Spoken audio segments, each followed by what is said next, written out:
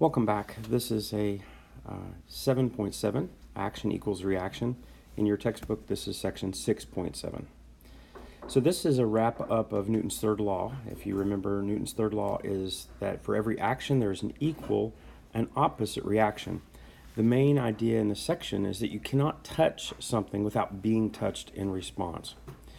One of the really big problems that people have that are trying to design spacecraft is that even if you could go very, very fast, let's say that you could have a hyperdrive and go as fast as the speed of light.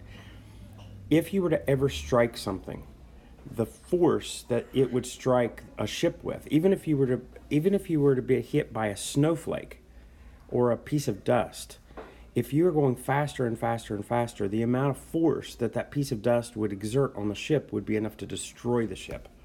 So even if you could imagine an engine enough to make something fast, you still can't oppose Newton's third law, which says that to be struck by something, even a very small something, is going to exert a huge force if given a huge speed.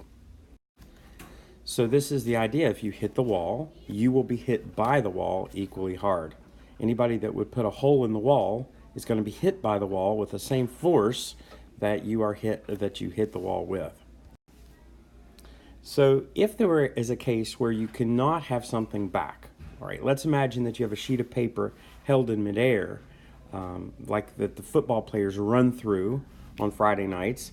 Well, that paper cannot exert a return force. So you cannot put a bigger and bigger force on a piece of paper. If the paper cannot exert a force back, then you can't exert a force on it.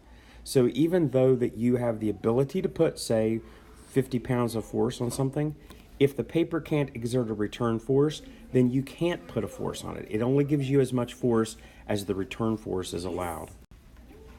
So if there's always an equal and opposite force, equal in magnitude and opposite in direction to any force given.